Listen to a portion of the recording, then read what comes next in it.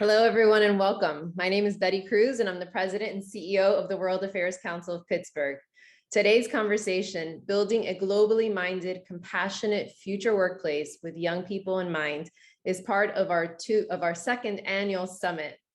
Today's day 3 of the summit. We have one more day to go.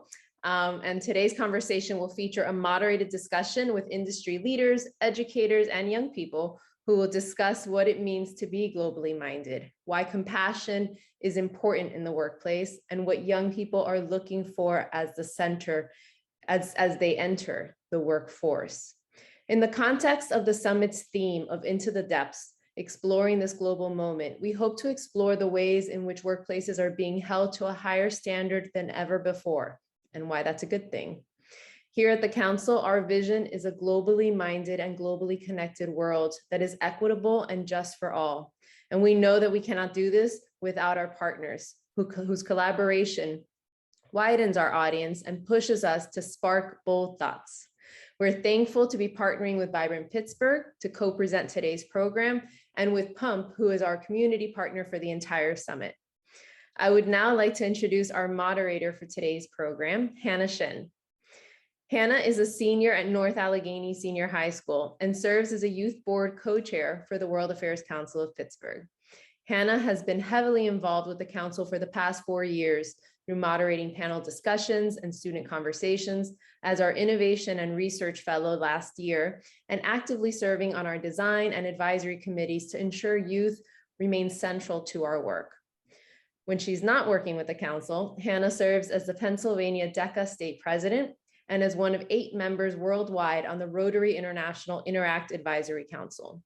She also directs the Elderly Embrace Care Network, a senior-focused media nonprofit that she founded, and is heavily involved in her school district as the school board student representative and as head captain of a community-wide fundraising coalition for pediatric cancer patients and research.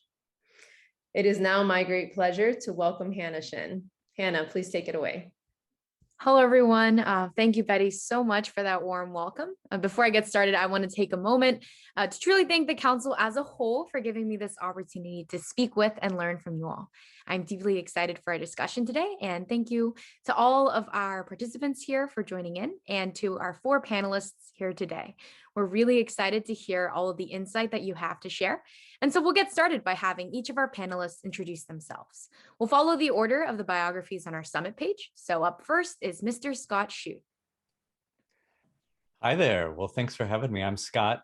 I'm the former head of mindfulness and compassion programs at LinkedIn, and most recently the author of the book, The Full Body Yes. Good to be with you. Awesome. Yeah. Jeremiah.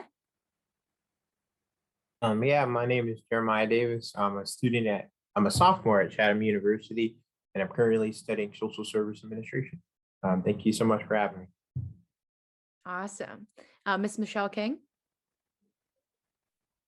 Good afternoon, beautiful people. I'm Michelle King, a longtime middle school teacher, full-time troublemaker, learning instigator, love activist, and beloved community architect. Joyful to be here. Awesome. And Connor Dalgard. Thank you. Yes, my name is Connor Dalgard, and I'm a senior at West Allegheny High School, and I currently serve as the Council's Youth Voice and Innovation Fellow.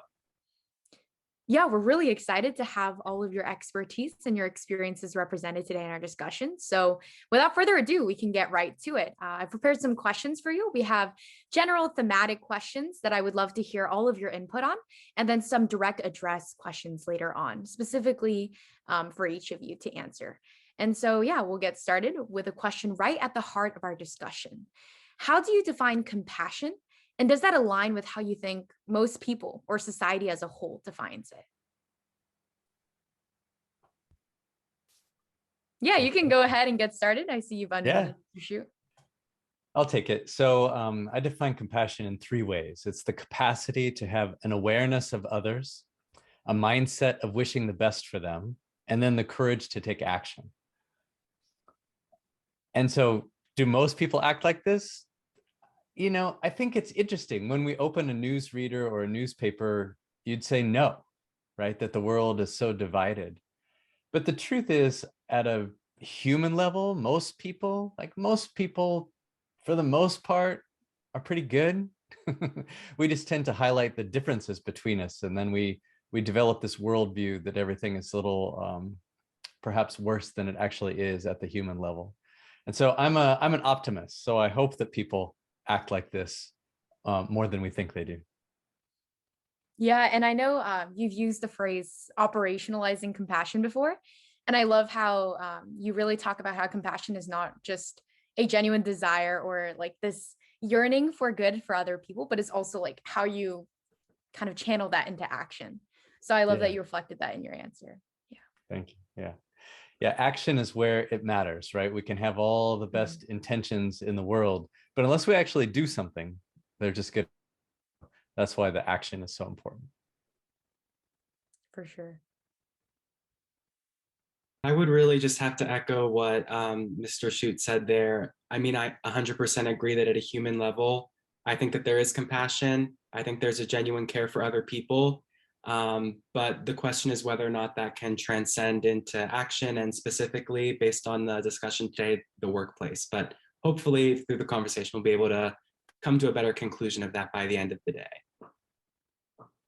Yeah, and actually you mentioning the workplace was a very natural segue into the next thing that I wanted to ask. But I wanted to hear your thoughts on how the integration of compassion in the workplace and or school environments, for those of you who had not yet been in the workplace, how has compassion and its influence shaped and developed over the years? And what direction do you see it being headed? Well, may I say something about your Yeah, for compassion sure. question, the first one? I actually think it's one of the hardest things to do in life. And it's probably, and I say this because to have the capacity to hold the pain and suffering of others requires one to really be able to hold the pain and suffering and sorrow within oneself. And so you really can't be of service, and you can't even begin to act in a way that really is of service to people unless you can be in touch with your own grief and sorrow. And so it's much more complex than sympathy and even empathy, right? It does need that actional part, but we can also, there is idiot compassion when we are often trying to help others, but we don't actually know how to help. We think it's like, oh, I need to stop. And I think, briefly I got to read your piece, Connor, activism and this kind of performative activism. And so I would offer that compassion is actually really challenging and difficult and also needed. And so how do we grow the conditions and capacity for to be in a right relationship with each other, to be compassionate? Yeah, I think that's a really beautiful answer that definitely does shed light. And how you mentioned grief specifically, I think you really do see in times of grieving the capacity that humans hold to be compassionate for one another. And it really is like secondhand emotional pain because you really experience it with them. So I'm really glad you brought that up because I think it's a very important facet to focus on for this discussion.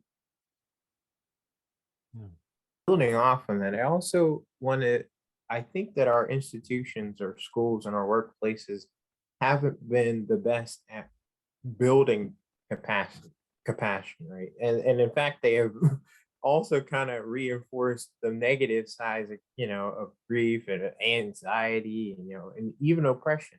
And so I think that as we think about rebuilding our institutions, our schools, our workplace to center compassion, we really have to first think about the pain that those same institutions have brought on to people, right? Have brought on to students and the workers from either the conditions at the workplace and the conditions from the students are learning in, right? I think is the first step of truly building a compassionate society, but also a compassionate workplace, is that acknowledgement.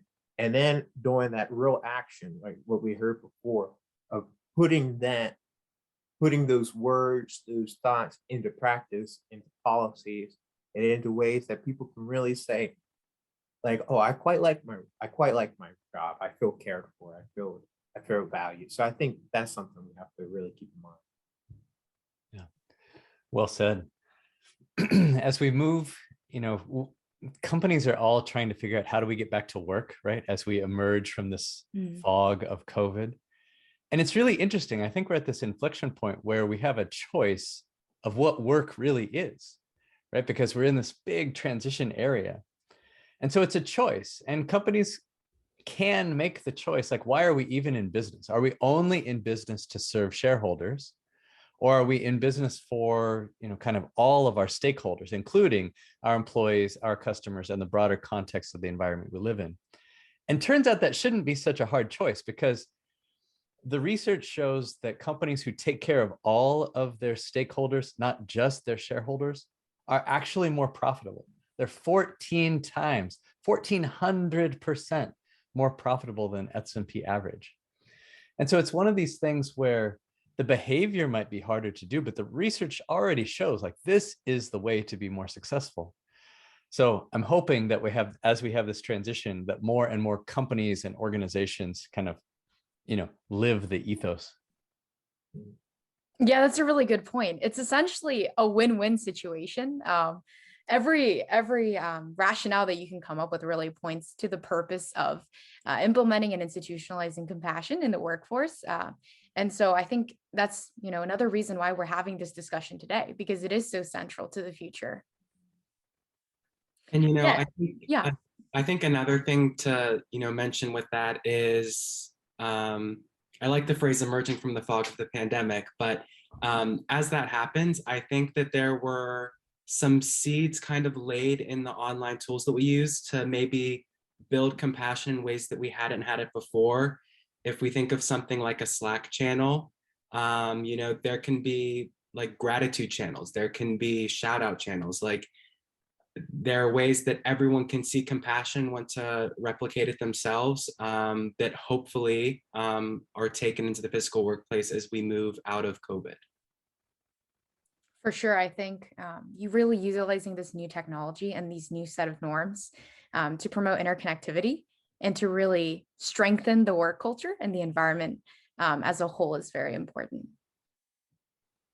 Yeah, and actually, you can continue to comment on this, but I also have a follow-up question to that. I know Jeremiah specifically mentioned how these workplaces have a responsibility to recognize and kind of undo the harm that it's done in terms of diminishing compassion and also producing negative effects on their employees themselves. And I wanted to hear your thoughts on what you think makes global mindedness applied to compassion different from compassion as a whole, because you can also take the approach of how workplaces have not been globally minded, or if they're venturing towards that route now. Good question. I think for me, it starts with this idea of, in my definition, the first area of compassion, or the first kind of recipe, is around awareness. Do we have awareness of our actions? We have, any company will have customers and employees, and then, the business itself. But then how does it impact the rest of the world? I think that that's the next level of awareness. And so the awareness of a company follows the evolution of a person, because a company is just a collection of people, right? And so as each of us build our awareness that it's more than just me, right? So think about a relationship. If you're in a relationship with a partner or a mother or whoever, if I only think about myself, I might get what I want this time, but over the long time, unless I balance the needs of both of us, the relationship's not going to last. And the same thing is true in what happens in an organization. And that's true beginning with, employees and customers. But at some point, if we're only solving for those and not the outside world, the global world, then, we don't get what we want either. Right. So as we expand in our own awareness, the company expands in awareness, and things generally go better for all of us. But it is not easy. I think also so many issues are intersectional, and it's really hard to isolate the impacts locally. So thinking globally really does inform actions at any other scales, even if they are smaller. So I fully agree with what you said. And, I think another thing to just touch on is workplaces can be global minded and not compassionate. I think that, in a capitalist society, profit is always going to be more emphasized than compassion or, care, things like that. But capitalism, to a certain extent, can encourage, globalization, can encourage you to spread your company's influence, your workplace influence all over the world. And in that sense, maybe you're globally minded or at least globalized, but the compassion is not there. So it's definitely not, a one or the other thing. It's, if you're globally minded, you also have to still be compassionate. It's not like being globally minded automatically makes you a compassionate workplace. For sure. Yeah, I fully agree. And also what you mentioned about the capitalistic mindset, right? The for-profit drive. I think that's a big part of why what Mr. Shute said about how thinking compassionately and really caring for your employees quite literally does reap tangible benefits. That's another really compelling argument to keep in mind, even from a business perspective. Yeah. Are there any more comments about global mindedness? I was just going to say, to your point of benefits, we're in a world where the current statistics I read said 56% of American workers are actively looking for their next job. And when I talk to leaders, one of the biggest challenges they face is not having enough people, not having enough qualified people to do the work. Right. So when a business invests in its employees in all the right ways, right, creating meaningful work and investing in them, really investing in the number one asset. So it becomes a good business decision and one that I think has a high ROI. But it requires companies to view things at the long term instead of just the short term. As Connor mentioned, in the capitalistic society, if we get too much of a slave to the quarterly earnings report, then we think about short-term benefits, where it's really the long-term benefits of relationships with employees and relationships with customers, relationships with the environment, et cetera, that have the longest payoff, which is the same as an individual, right? We are often driven by short-term decisions. Like, I want to eat that bag of potato chips instead of the broccoli. But when we build the discipline, when we evolve, really, when our consciousness evolves, then things just go better. Well, I'm glad you brought up time, because I think we need to be reoriented to time and place. We often don't think of ourselves as historical actors, and each and every one of us are historical actors. And I would beg complicated ancestors, but we often don't see ourselves as leaving something behind for the next generation to take up. And so even beyond thinking about the life of a company, how might we think generations? And this is pretty challenging, as we, only perhaps at best will get about 30,000 days, and I'm well past my midpoint. So, and some of you are pretty young on there, but how do we think in terms of multiple generations, not just for what we might gain at this point, but what might we sacrifice so that something beyond us is remedied? And so that's kind of how I'm thinking. And I ask us all as to how might we think beyond the immediate benefits of this moment, but actually think across time. And what does a generation look like from now? What does 7 generations look like from now? And how are we behaving, acting, inspiring, so that our work is beyond this moment? I'm so happy you brought that up, because I truly believe that sustainability and legacy are core components of any important conversation.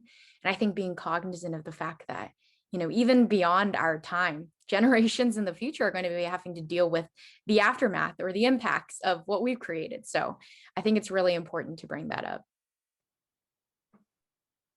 Yes, we are currently living in other people's imaginations, and we are currently living with the sins of our forefathers and foremothers, and things that have yet to be reckoned, right?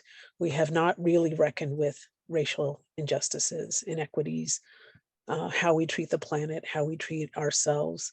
And so what might we kind of compost our carnage now, so that our inheritance is not material wealth, but in fact, ways of being, in right relationship with each other and to place. And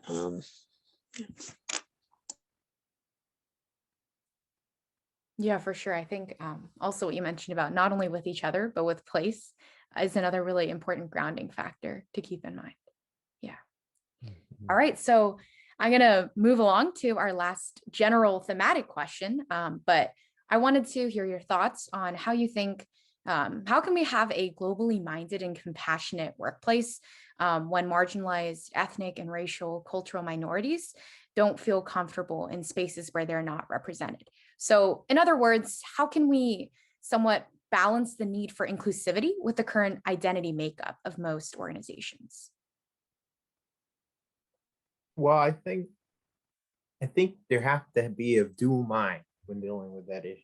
I think it's important to build up the capacities of people that you may not think have the capacities, right? So I think finding people who may not have the traditional background and giving them a chance to, show themselves, prove themselves, and will be a one way to build up, the number of minorities in organizations and businesses. But I also think in the long run, it's also about, to me, I think, is about ensuring that your workplace is actively investing in your workers, right? And when you see that, you may get people who come from poor backgrounds, who may often may be from a minority background, to think, well, if I invest my time, they'll invest in me.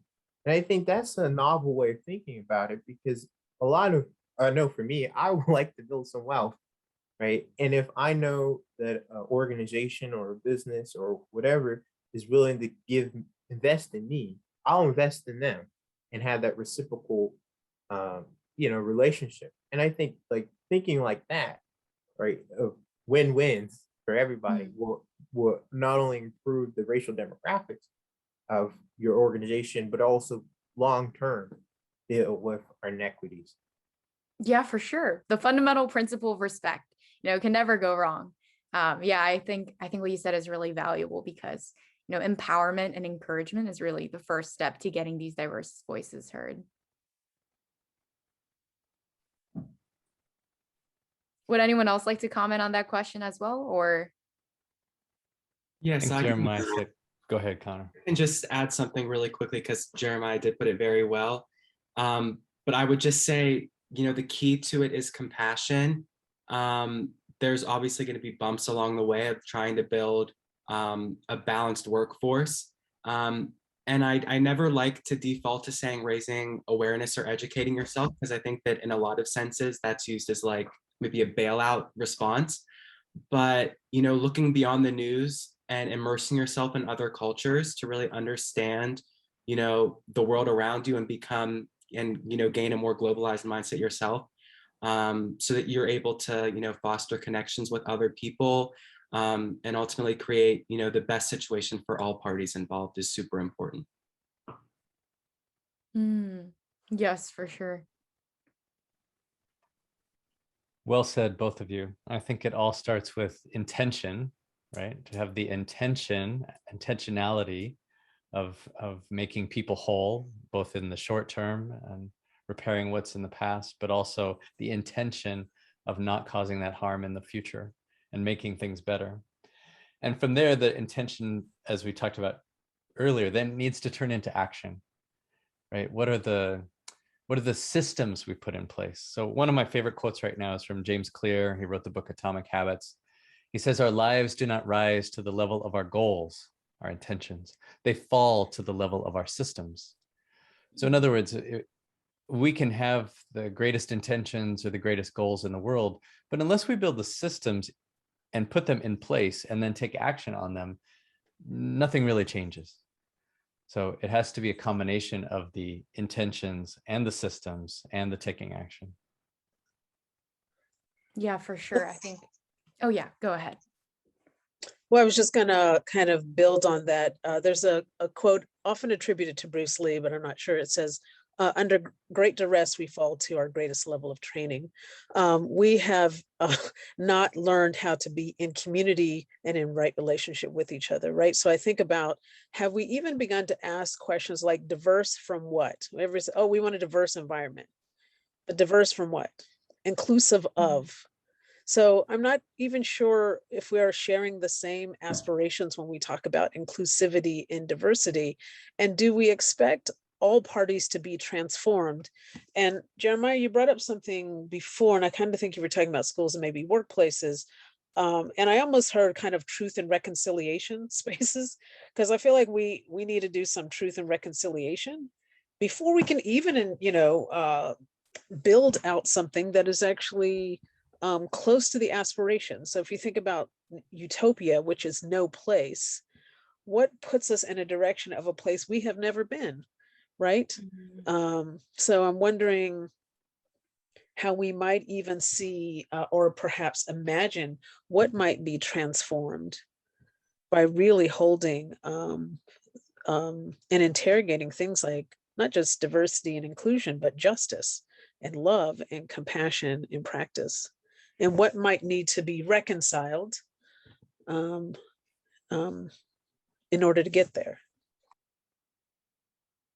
Yeah, for sure. And I think what you mentioned with reconciliation is really, really powerful, especially because, as a society, there's a lot of these buzzwords that have been being thrown around, which is honestly a good thing, because, that means that these conversations are being held much more frequently than they have been decades ago. But still, at the same time, everyone may personally hold different views or perceptives or perceptions of these topics. And so I think taking this time to have these meaningful dialogues and discourses is really the first step.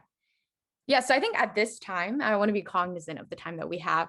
So I'm going to go ahead and get into our direct address questions. So I have questions prepared for each of you, and so each of them are directed towards you based on your experiences or the insights that you've shared thus far.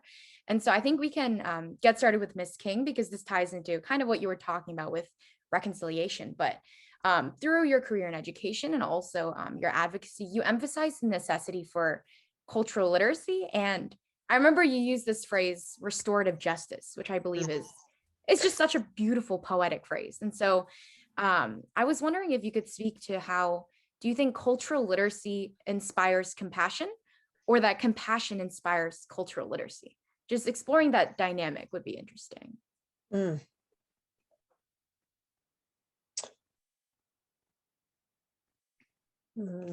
me think about this question. Well, one of the things I'm really interested in this point in my life is I'm thinking about forgiveness. And I'm thinking about the practices of forgiveness. And I'm thinking about how we don't get to practice that. We don't get to practice community. We actually are really good at practicing segregation, right? We're segregated by age. We're segregated by race, by economic capacities, geographies, and we are interdependent beings, right? Like no part of our lives is our own making. I didn't even do the Immaculate Conception for myself, and I'm in the city where the Immaculate Reception happened, right? So I'm thinking about the ways of learning, and how might we hold intergenerational spaces of learning to really grapple with some of the things that we talked about. Love, justice. We are a society that bases itself on liberty and freedom, and yet we have the largest population of prisoners in the world. How have we gone off track and have allowed a nation of liberty and freedom to have throwaway people? And that starts early on in schools, and just kind of compounds itself. So I think there's a lot of forgiveness in the practices of forgiving, grappling with sorrow and grief. We are a culture that doesn't really allow that to really unfold and be present unless it's a celebrity, and then until there's a next tragedy or tweet or Instagram post or something like that. And so I'm wondering, as I think about in this culture that is very speedy, how do we really slow down and trust slowing down to really be in relationship with each other across age, race, geographies, histories. And I really wanted to know this question, I think, what do humans need to learn now? That's not driven by a kind of an economic imperative, but just what do we need to know as humans, and how might we learn that across time and space? I don't think it's an accident that we're seeing the emergence of indigenous wisdom continue to arise. And how might that kind of be both with things that we're learning in school that often feel very compartmentalized.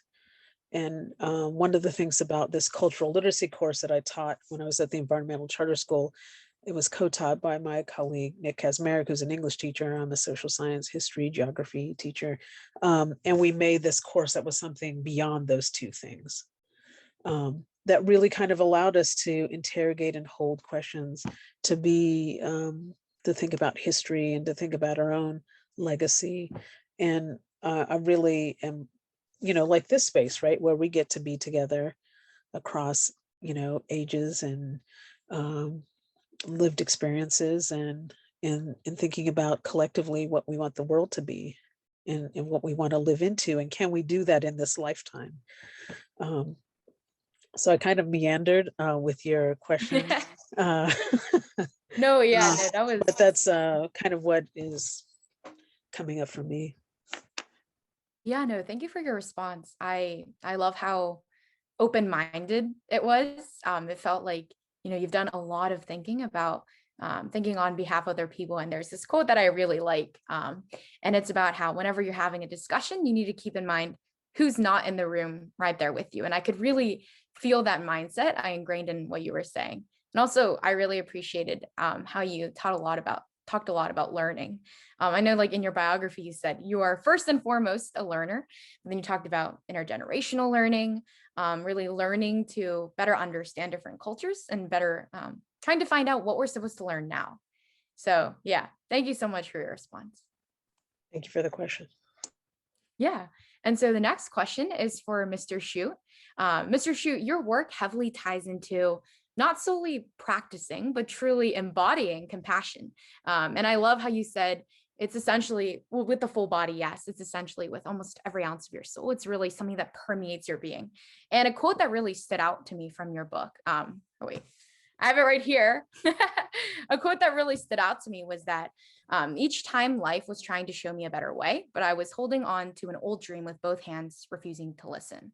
And I interpreted this to kind of mean that there's this innate rigidity or some form of resistance to change. And so I was wondering, at the workplace level, what do you think are some obstacles or barriers that prevent people from truly practicing, so channeling their compassion into action? And then what do you propose for first steps at either the personal or organizational levels? Sure. Yes. So change for all of us is hard, and it always starts at the individual level.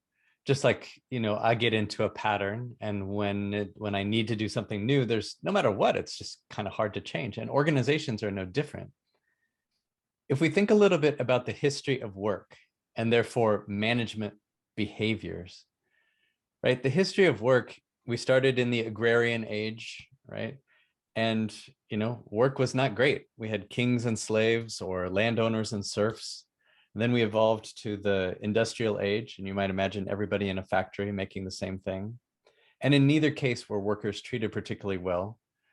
And the management practices we developed are those. And some of those still carry on in now the information age, right? And sometimes it's a lot easier to be a manager who's like a command and control manager. Just do it. I told you to do it. Why haven't you done it yet? Right? But as our behaviors, as the world around us change, as consciousness change, our behaviors need to change too. And part of that behavior change is compassion. Knowing that now workers have way more power than they did hundreds of years ago, right? And so our behaviors have to change as well. Instead of, as a manager, just saying, hey, I told you to do it, why didn't you do it? Like, instead, now we need to treat each other more humanely. Partially because that's the right thing, well, mostly because that's the right thing to do. But from a business perspective, we talked about, more than half of workers are already looking for their next job. We need to invest, right? And so just like as an individual, it's hard to make change. It's hard to move away from eating potato chips into broccoli. Or it's hard to move from off the couch to exercising.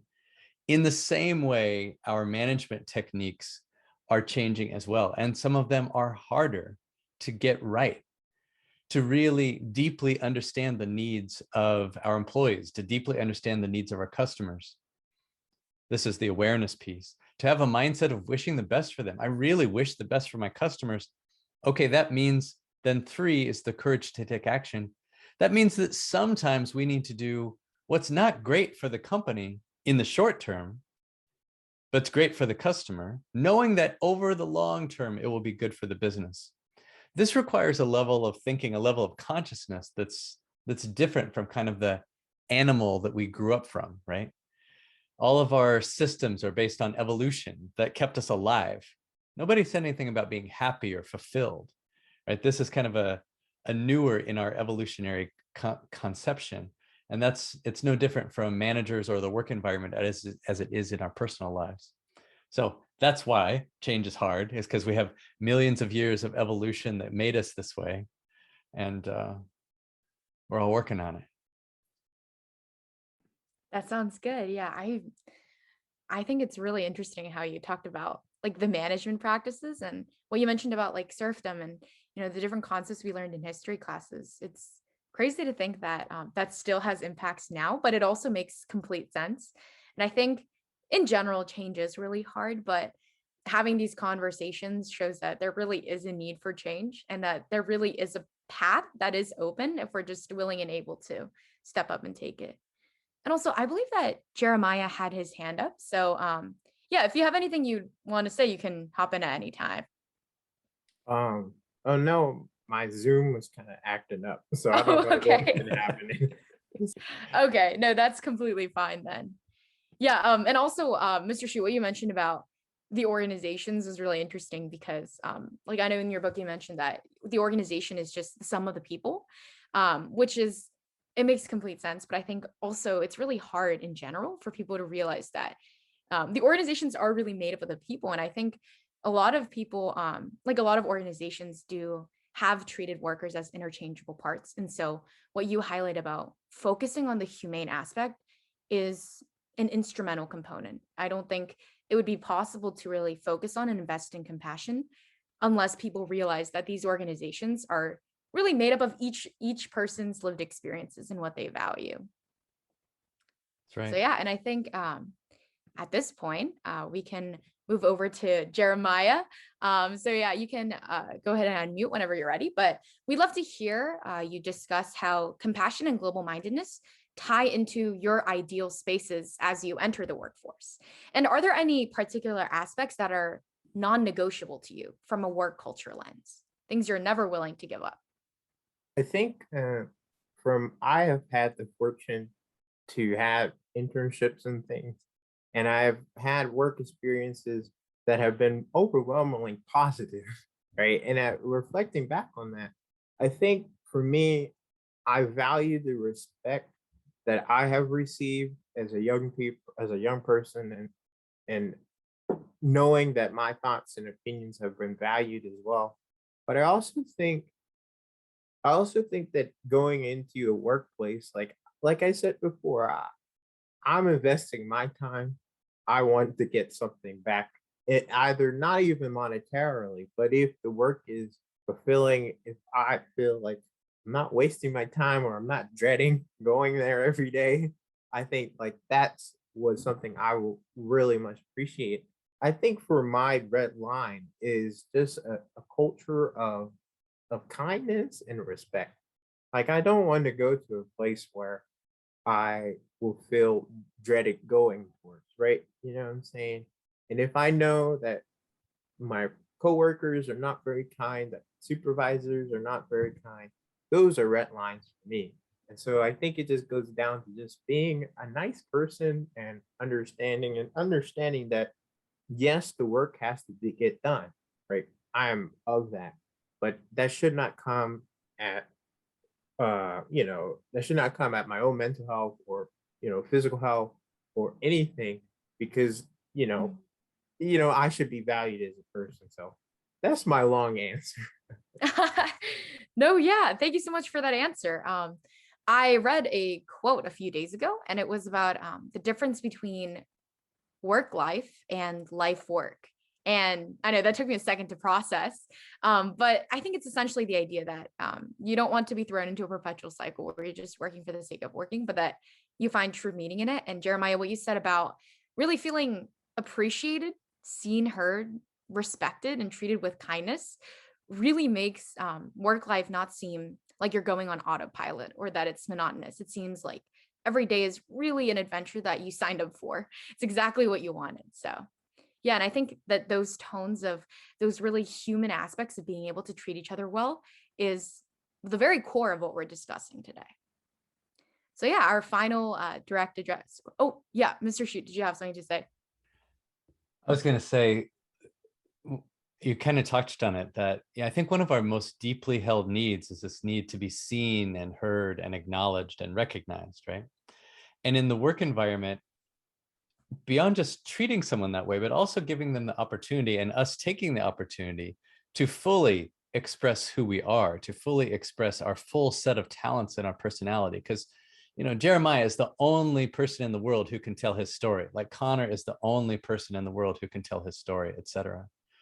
And so what is the unique blend, the unique alchemy of skill set and personality they're going to bring to the workplace?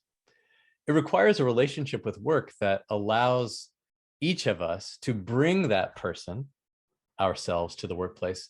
And then it also requires the acknowledgement of that person. And so work doesn't have to be this thing where, Monday mornings are terrible and Fridays are great, right? And we kind of put on a mask for those 5 days and then we get to take it off and live our real life on the weekend. No, like it's all of us. The person at work and the person on the weekend should be the same person. And it requires both us to live that way, to have some vulnerability to show up that way, but it also requires the environment to provide a place where we can step into that and thrive. Yeah, thank you for that. I think vulnerability is something we actually haven't touched upon yet in our discussion, but it's really important to think about. Not only does the environment have to be welcome, but it has to be set up in a way that each individual feels comfortable revealing these personal, raw aspects of their lives. And so I think it's really important to think about. And also I see in the chat, Ms. King mentioned that to be seen, heard, and valued is to be loved. Yes, retweet. I 100% agree with that. And I think really, creating a culture of love in this community that genuinely cares is really what the bane of compassion is supposed to be intended to do. So I think that is a very admirable goal. And finally, as we move along to our final direct address question, this is for Connor. So Connor, I know that you're really passionate about mental health. So we'd love to hear how mental health ties into this conversation of compassion. And also, what are some pitfalls that need to be avoided, such as performative activism and organizations just talking about mental health for the sake of mentioning this buzzword? Yes, mental health is a huge thing. We're made up of mental, physical, and emotional health. And typically physical health is viewed as the most important, or in some cases, the only type of health. So I think that I guess I'll start with the pitfall. When work becomes our whole life, I think we can run into problems down the road.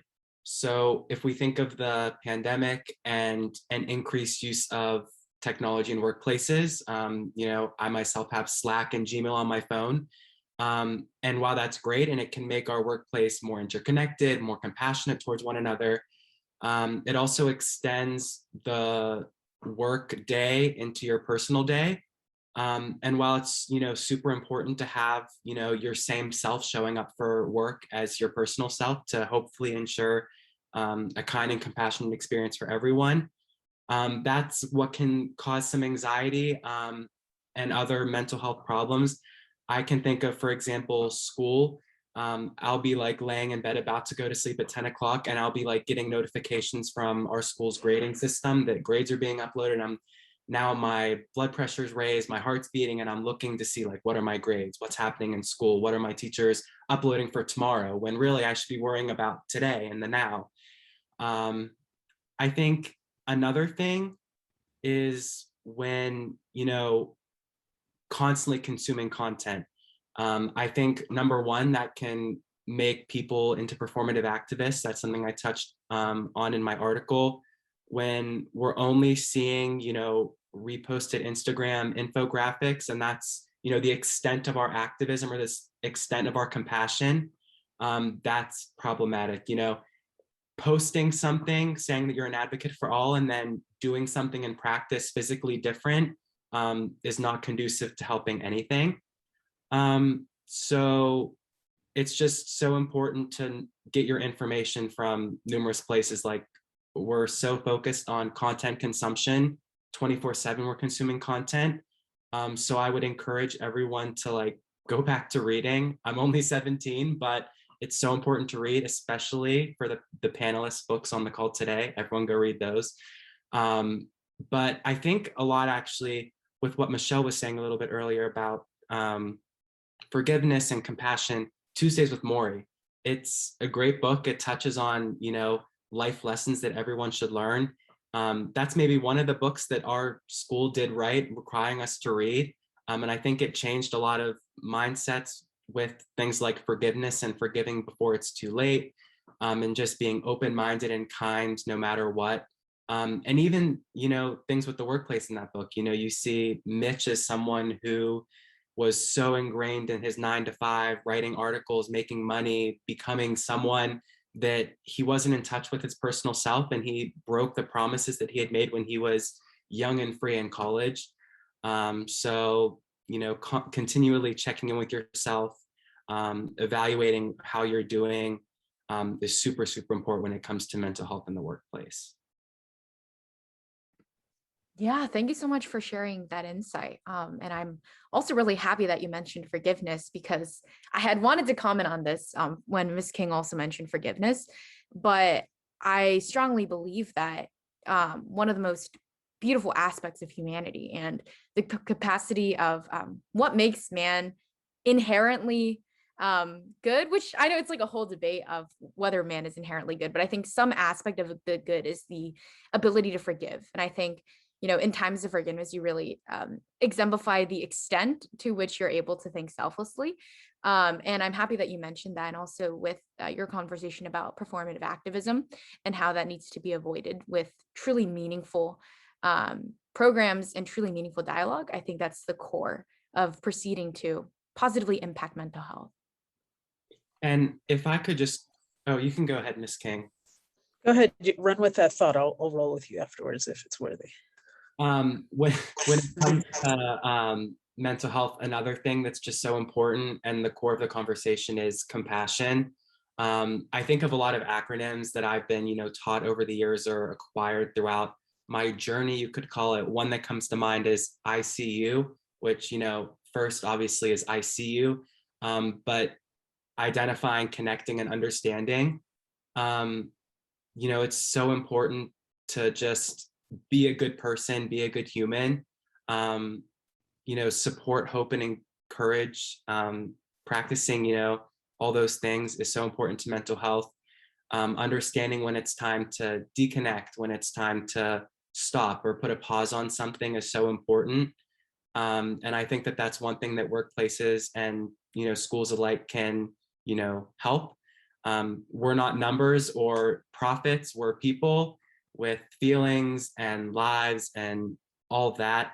So I think recentering the things that make a workplace good is, will help workplaces become more compassionate and better with mental health if we move away from things like profit or return on investment and into things like employee satisfaction or greater benefit to the community. I'll jump in. I was going to say, Connor, they're not mutually exclusive. That was what I was going to say. In fact, I think that when we focus on making people whole, including the people that are our customers, it actually makes companies more profitable. So it's a virtuous cycle.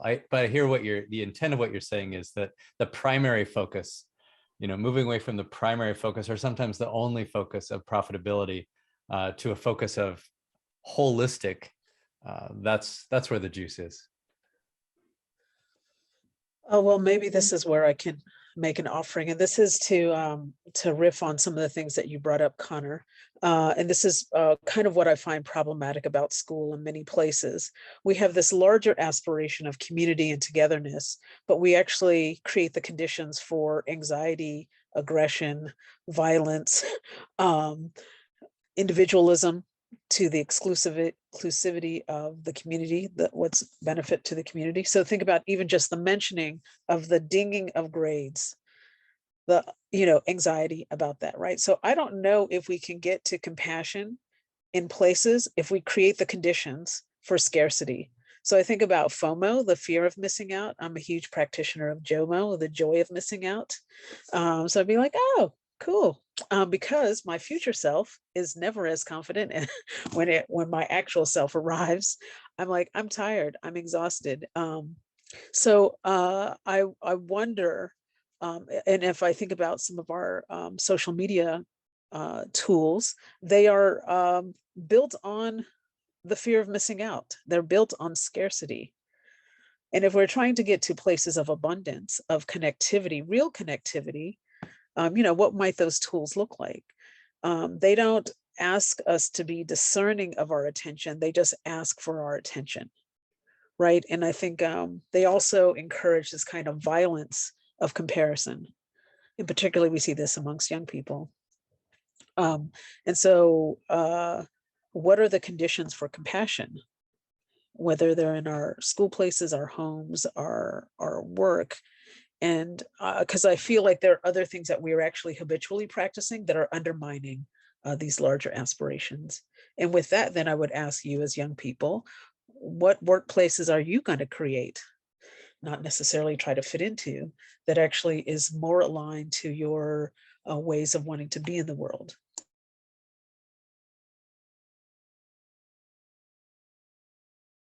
Also, I'm here all night, so you don't have to answer all of that right away. Well, I feel like that's a very major question, but yeah, I think, to be honest, I think Gen Z has been kind of sown the seeds of, I was reading an article the other day about how Gen Z seems to naturally be more like, not necessarily like performative activists, but seems to be more vocal. But I think it's because of the nature of how cultural literacy has started to become more at the center of the conversation, and also how we've naturally grown up with the digital age, which has increased globalization. And so I think really cultural literacy education is honestly at the heart of how Gen Z, and then also generations far beyond that, will be able to move towards truly compassionate thinking and truly inclusive action. But yeah, I'd be happy to hear if Connor and Jeremiah have anything else to say to that. I mean, I think one thing that I would love to see is just, I think that this will happen more as we move back into the physical workplace, is just a stricter divide between work and life. That doesn't mean changing personality or changing who shows up to work versus who shows up to life, but just, having this division that when I get home from work, I can relax, I can recharge, and I can recover to ultimately be a better employee the next day and do better things, help the community more, help my company more. I think that is my, biggest thing that I'd like to see. Yeah, for sure. And with that, I want to be cognizant of time. I could talk forever with you all. But thank you so much for taking the time. I'm really happy with the wide range of thoughts and perspectives that you've all shared, and the experiences and expertise you each hold. And so Honestly, the comments you've shared are truly valuable, and we're really excited to have bright minds like you working towards compassion in the workplace. And so at this time, I'm going to move it on to Mr. Shute to lead a mindfulness practice for us all to close up this session. Very good. We'll do a little practice in compassion. So I'd invite you to just settle in where you're seated. And if you're comfortable, you can close your eyes, take a deep breath in, and just let it all go. Any tension in your shoulders, just let that go. Any tension in your jaw, just let that go. And allow yourself to be fully present in this moment.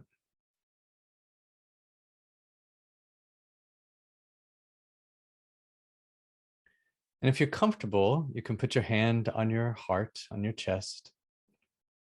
And first, just feel the rise and fall of your hand with your breath.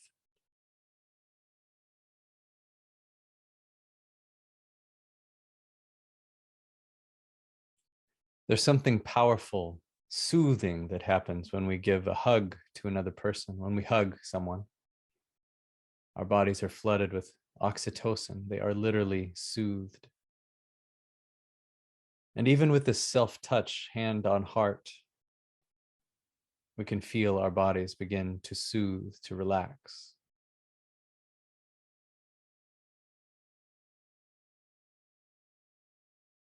And from this place of calm, you might say to yourself inwardly, I am strong. May I be the strength that I need.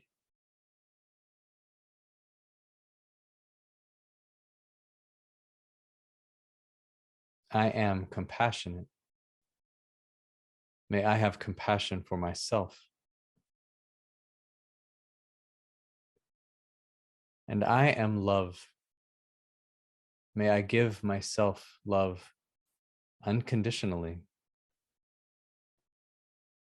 And may I give others love unconditionally.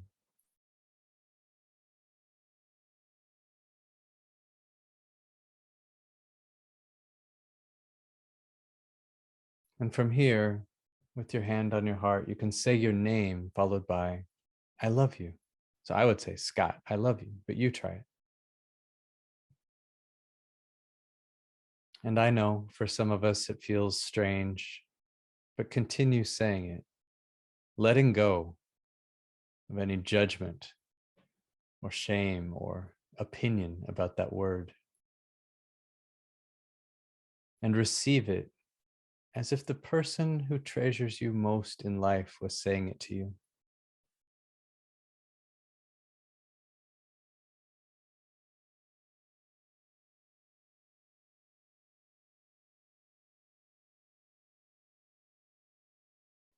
And inwardly, you can say to yourself, I am perfect just the way I am. I am perfect just the way I am.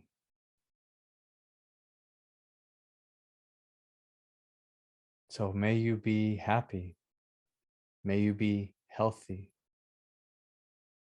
May you be seen and heard and loved. And then gently placing your attention outward, send your goodwill, your unconditional love really out into the world. The more you give, the more you have. It is not confined to the laws of physics. And allowing a big smile to cross your face and feeling the joy that is you. That deepest part of you is a creative spark, is joy. Taking one more deep breath in and letting it all go. And then returning when you're ready. Some movement and attention back into your fingers and toes. Stretch if you like. Return back here with me and our friends. Thank you all. And I love you. And now, Betty, over to you. Thank you so much for that, Scott, that beautiful practice. I love putting your hand on your heart. It is so soothing and such a reminder to connect with yourself. So thank you for that moment. What a beautiful conversation, an important conversation on global mindedness and compassion in the workplace. Thank you to Hannah Shin for your wonderful moderation of today's conversation and all the great work you do with the council. We truly appreciate you, as well as all of our panelists. Thank you for your incredible perspective. Please check out Connor's first person article if you have not read that yet on Public Source. And be sure to get your copy of The Full Body Yes by Scott Shute. And check out TED Talks that our speakers have also been a part of as well. There's a lot of great ways to keep this conversation going, to keep the learning from what's been shared today, and to start applying that compassion and global mindedness to the work that we all do every day. Tomorrow is the final day of our summit, and it kicks off at 10 a.m. with our program with Ambassador Norman Eisen, who will be speaking to us about global governance and diplomacy. We'd love to see you once again there. Thank you all, and until next time.